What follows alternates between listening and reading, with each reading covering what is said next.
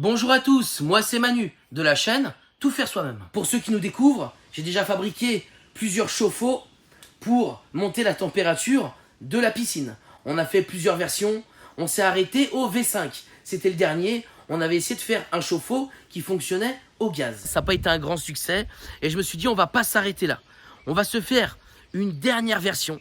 Je voulais vraiment essayer cette fois-ci de chauffer ma piscine avec du granulé de bois, du pellet qu'on se sert aussi pour chauffer à l'intérieur des maisons. C'est vrai que pour les versions qu'on avait fait du V1 au V4, on faisait ça avec du bois traditionnel, mais on avait quand même une grosse consommation de bois.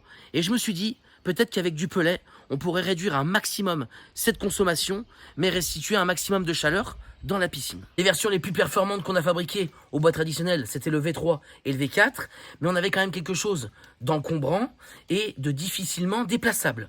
Et là, je voudrais me lancer aussi un défi supplémentaire, c'est d'avoir un chauffe-eau le plus compact possible et qui soit mobile. On va s'en servir pour chauffer la piscine, mais on pourrait envisager d'autres utilités. Tu fais du camping, tu as un camion aménagé, tu pourrais avoir aussi un appareil pour chauffer de l'eau, etc. Voilà ce que j'ai acheté pour fabriquer notre V6. C'est des poêles, des mini poêles fusées, des rocket stove. Donc ceux-là, ils sont prévus pour brûler du bois, mais nous on va les modifier un peu.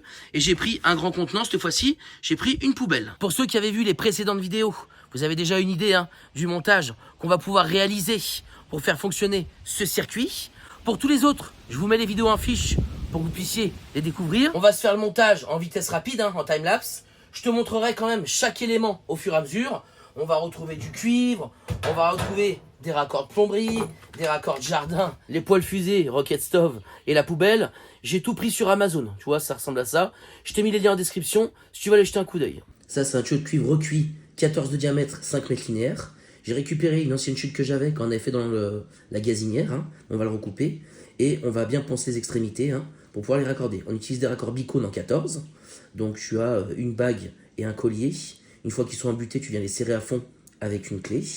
Et je fais la même opération pour accorder le deuxième couronne de cuivre qu'on avait. On va percer un trou pour l'entrée du cuivre.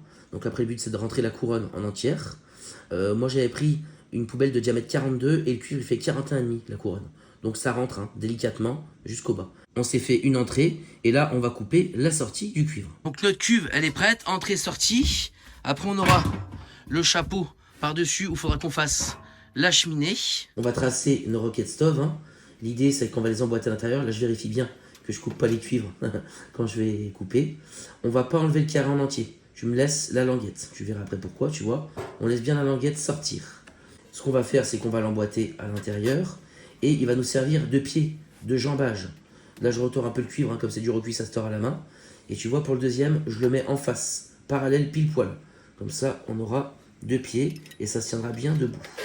Voilà à quoi va ressembler notre V6. On va rajouter une autoperf sur le côté là, pour les tenir un peu mieux. Ça permet que ça se tienne bien.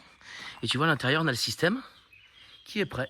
Ce cuivre, il faut que je torde encore un peu là-bas, qu'il soit pas trop près du foyer, parce qu'on a nos raccords après à mettre de chaque côté. On va prendre des raccords automatiques en 14. Là, j'ai pris un raccord rapide de jardin en laiton qu'on va venir visser dans le raccord automatique qui va venir sur le cuivre. Donc là, j'ai mis une bonne épaisseur de téflon. Tu visses les deux ensemble pour les assembler. Quand tu viens emboîter ton raccord automatique, il faut que ton cuivre soit coupé parfaitement droit et bien poncé pour plus qu'il y ait de bavure. Et après, tu as juste à emboîter dedans. Raccord automatique, tu vois, je peux plus le pousser en arrière. Avec les griffes, il bloque. Donc là, on a impeccable. On fait la même chose pour en haut. Pour le ruban, j'ai pris du PTF assez épais. J'aurais dû en prendre du plus petit. Avant de mettre le V6 au pellet en route, il faut qu'on vérifie le montage que j'ai fait. Donc là, on va brancher la pompe additionnelle qui vient se connecter sur le V6. Voir qu'on n'ait aucune fuite. Là, je l'ai rentré à l'intérieur pour qu'on fasse les tests en eau. Après, quand il sera en route, on le mettra dehors. Donc j'ai branché le système, il est en route. Les raccords rapides de jardin, c'est très simple. Tu as deux pièces, tu vois, tu les emboîtes ensemble. Ça, c'est des universels qui vont de 13,5 à 19. Et après, tu n'as plus qu'à les clipper où tu veux. J'ai mis en gros pour l'instant pour qu'on regarde qu'il n'y ait pas de fuite d'eau. Après, on fera l'installation plus propre. Donc là, j'ai ma pompe, d'accord, de jardin. C'est une pompe à eau simple. Monte le raccord pour la pompe. Tu récupères la partie vissée qui fait l'extraction. Et on va venir recouper juste au-dessus du filetage. Tu me coupes ça le plus propre possible. Et tu prends un raccord Gardena 33,3 mm. C'est la bonne taille, il se visse direct dessus. Tu remontes. Et après, tu n'as plus qu'à mettre ton raccord rapide avec ton tuyau. C'est ça qui fait la mise en route et l'arrêt. Donc si je mets en bas, Tu vois, elle s'arrête, on entend. Si je mets en haut, elle se remet en route. Tu vois, je l'ai accroché avec un riselant. Comme ça tient tout seul en hauteur. La pompe, elle aspire l'eau.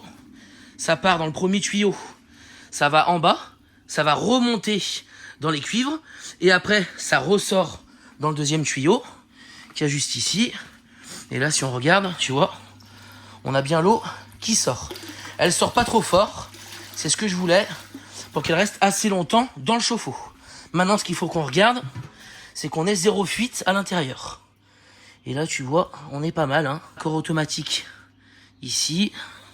Et là, tu vois, on est nickel. Intérieur des Rocket Stove, des poêles fusées. Et eux, ils sont prévus pour brûler du bois. Donc là, en fait, si tu vas à l'intérieur, il y a trop d'ouverture. Donc, il faut qu'on fabrique une grille spéciale, hein, un brûleur, pour pas que les granulés tombent. Je vais percer 2 cheminées sur le chapeau du haut, hein, pour qu'on ait une bonne évacuation. Je me dis qu'avec ces 2 sorties, ça devrait suffire pour avoir une bonne combustion. On verra s'il faut les agrandir ou en rajouter. Et voilà ce que j'ai récupéré sur une vieille gazinière, les plaques qu'il y a dedans. Et c'est là-dedans qu'on va découper nos rectangles pour faire nos brûleurs. Les dimensions de la plaque, c'est 8 par 15. On découpe ça à la meule. J'ai regardé un granulé, ça fait à peu près 6 mm. Donc on percera avec une mèche de 4. Là, je vais la préplier et je vais les pointer aussi avec un clou, un vis, hein, pour gagner du temps. Voilà à quoi ça ressemble. Bon, c'est un peu long à faire. Là, je t'avoue qu'une petite perceuse à colonne, ça aurait été la bienvenue. On se moque pas. Voilà mon brûleur DIY. Ça va aller. Voilà. Voilà la place. Je l'ai replié légèrement à la main, hein. Je me suis pas embêté. Et là, on est nickel. Le V6, il est en place. Là, la cuve, tu vois, je l'ai mis sur 2 pattes par terre parce que j'étais sur du gravier pour que ça soit bien stable. À l'intérieur, voilà comment j'ai fait. On a la pompe d'un côté, elle aspire, elle envoie, et ça ressort de l'autre côté, et le tuyau il va bien en bas. J'ai pas fait des grandes longueurs dans les tuyaux pour que la chaleur elle soit restituée le plus vite possible dans la piscine. On charge les granulés pour la mise en route. Il en faut vraiment des petites quantités. Et j'allume ça, hein, avec un allume-gaz pour gagner du temps. À part le couvercle que j'ai mis au-dessus, en dessous j'ai tout ouvert, hein. Tout en bas c'est ouvert. Là pour régler le tirage c'est ouvert à fond. Et au-dessus je laisse ouvert. Comme ça tire un maximum. Après on ajustera quand on rechargera. Pour l'instant le granule ça consomme pas grand chose. Au bout d'une heure, en train de fabriquer un rail. Comme ça on va pouvoir faire une rampe de granulés de chaque côté. Ça me permettra de tenir plusieurs heures. Pour que ça se démonte et que ça se monte facilement, juste ici tu vois, je vais les écarter de chaque côté pour qu'on puisse les emboîter dedans. J'ai fait des rallonges de 30 et tu vois j'ai juste évasé. Et il pleut, je lui ai son petit parasol. Les petites rallonges elles sont comme ça, on s'embête pas à les fixer, ça rentre en force et après ça descendra par gravité. J'ai le fiston qui est venu m'aider, tu vois. Oh putain, mets pas tout par terre. Impeccable. C'est le premier coup, il fera mieux au deuxième. On va aller relever la température au tuyau, hein, à la sortie du V6, voir à combien il nous chauffe l'eau, mais on va contrôler quand même la température de départ. Là si on prend le thermomètre, on est à 18 degrés. Bon, tu vois, ça fait plusieurs semaines qu'on a un temps comme ça, bien gris, bien couvert, très peu de soleil. Là, en sortie, on est à 25. 7 degrés d'écart entre l'entrée et la sortie, c'est super bien. Après, normal, hein, on a quand même 2 foyers qui brûlent du granulé. En été, s'il fait 20 degrés dehors, 20 degrés dans la piscine, tu vas pouvoir la monter facilement. Je te parle même pas des petites quantités d'eau, hein. En dessous d'1 mètre cube, ça va être royal. Mais là, avec les conditions météo qu'on a en ce moment, ça va être un peu compliqué. J'ai déjà fabriqué plusieurs chauffe-eau, donc je sais un petit peu ce qu'il faut. Quand on a des températures en dessous de 20, hein, là on est à 18 dans l'eau, là en extérieur, on a 13 degrés. Sur des gros volumes d'eau comme ça, là on a plus de 8 mètres cubes, il faut qu'on ait plus de 10 degrés entre l'entrée et la sortie. Ou sinon c'est trop long en temps de chauffe. Donc tout ce qu'on va gagner dans la journée, on va en perdre une petite partie dans la nuit. Et c'est pas le but. On va pas se laisser abattre comme ça. Et on va fabriquer un turbo, un booster pour notre V6 qui va permettre de pallier quand tu as des températures assez basses en extérieur ou dans ta piscine, ou tout simplement quand tu as des gros volumes d'eau et tu veux pas que ça prenne des années. On va déconnecter le V6. Donc là, j'enlève les tuyaux, je les branche ensemble. Je retourne et on va percer 2 trous en bas. C'est pour faire une entrée d'air supplémentaire. J'ai acheté un petit barbecue comme ça pour récupérer la grille. La grille, on va venir la clipper en bas sur les cuivres et on va faire un renfort avec une tige filetée. On va rajouter, pour booster notre V6, du charbon. On va pas en mettre 3 tonnes. On va juste faire 1 litre de charbon sur la grille qu'on a installée. Le granulé, lui, il va faire son travail des 2 côtés. Il va alimenter le charbon et ça va nous donner un peu plus de calories. Normalement, on devrait facilement dépasser les 10 degrés. On va mettre le charbon et on va remplir le granule. En autonomie avec les rampes, j'ai à peu près 2 heures, 2 heures et demie. Donc il faut que je revienne assez régulièrement. Le V6, il est bien reparti. On peut voir que les 2 foyers de granules, tu vois, des 2 côtés, aïe, c'est chaud. il flambe bien le couvercle et on va aller faire la prise de température. La piscine elle a déjà chauffé parce que le V6 il a tourné déjà plusieurs heures. Là c'est 17h.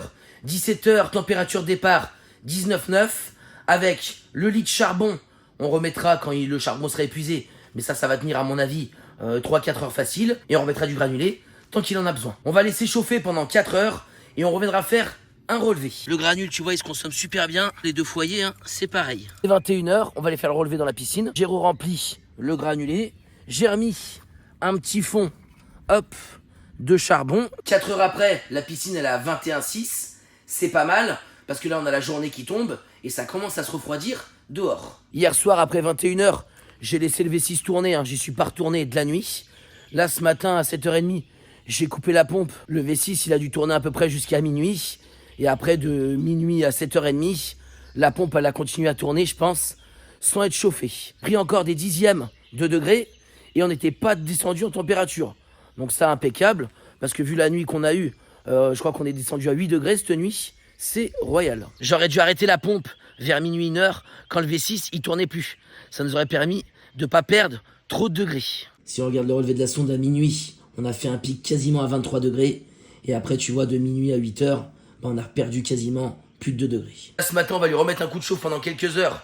Puis après, on fera le bilan de ce V6. Mais là, tu vois, sur la semaine, le temps qu'on a eu, aujourd'hui, c'est la seule journée où on a un peu de soleil. Là, quand les fistons vont sortir de l'école, il va avoir une bonne température pour se baigner. J'ai fini la dernière période de chauffe et j'ai laissé le V6 s'éteindre tout seul. Donc là, c'est un peu plus de 14 heures. On est quasiment à 24 degrés dans l'eau. 23,9. On a pris à peu près 6 degrés en 16 heures de chauffe. On a eu 4 périodes de chauffe. Hein. La première au granule, les deux suivantes charbon et granule. Et la dernière, je l'ai quasiment fait qu'au granule. Le résultat est quand même vraiment pas mal parce que tu vas voir niveau quantité, on a quasiment rien consommé. J'ai consommé la moitié d'un sac de charbon et comme tu peux voir le granule, il en reste encore. Je suis content de ce V6. On a une mini consommation énergétique et on a pu quand même redistribuer un maximum de chaleur dans la piscine. Alors c'est sûr qu'on pourrait rendre ce V6 encore plus performant avec un deuxième entourage, un pot en terre cuite qu'on remplirait de terre ou avec un produit inifuge. Ça lui permettrait de faire beaucoup moins de déperdition de chaleur sur les côtés et de restituer un maximum dans le cuivre. Mais je voulais quand même qu'on reste sur une version mobile. Là, si tu regardes, je peux le prendre, regarde. Je peux le prendre, c'est pas lourd. Je peux le charger facilement dans un camion, dans l'atelier. Et à l'intérieur, je peux ranger tout le système, hein, la pompe, les tuyaux, etc. Tu vas me dire, on n'a pas parlé de la pompe. Donc la pompe, c'est une 250 watts. Elle a tourné 16 heures, donc c'est l'équivalent d'à peu près 4 kilos. Le kilo, c'est à 23 centimes chez EDF. Donc la consommation de la pompe sera coûtée à peu près 1 euro. Après, moi, j'ai utilisé cette pompe parce que je l'avais sous la main. Toi, si tu n'en as pas, tu peux partir sur une pompe bien plus petite. Je sais qu'ils font même des pompes sur batterie en 18 volts. Ça serait largement suffisant pour envoyer l'eau et la ressortir. Il y aurait peut-être aussi moins de débit, ce qui permettrait à l'eau de rester un peu plus longtemps dans le serpentin. Déjà un joli résultat sur 8 mètres cubes. Alors je te laisse imaginer sur un jacuzzi, un bain norvégien, où là t'as même pas 1 mètre cube, ça va chauffer en moins de 2. Les Rocket Stove, tu les démontes, ils tiennent avec 2 vis. Tu les retires, tu les fais fonctionner au granule. Si tu veux te faire ta popote, hein, cuire des pâtes, etc. Si t'as pas de granule, bah t'enlèves le brûleur qu'on a fait à l'intérieur et tu peux le faire fonctionner au bois traditionnel. Donc c'est ça qui est sympa, c'est qu'il peut avoir plusieurs usages et se déplacer n'importe où. Là, avec les beaux jours qui arrivent, on va pouvoir se remettre sur la Rosalie et je vais faire en sorte qu'on la termine cette année. Le prochain projet, j'ai plusieurs idées, mais je serais bien partant pour faire un camion aménagé de A à Z. Et le V6, ça serait un bon accessoire pour mettre dans le camion. Écoute, j'espère que ça t'a plu. N'hésite pas à bombarder de likes, à partager cette vidéo. Et moi, je te dis à très vite.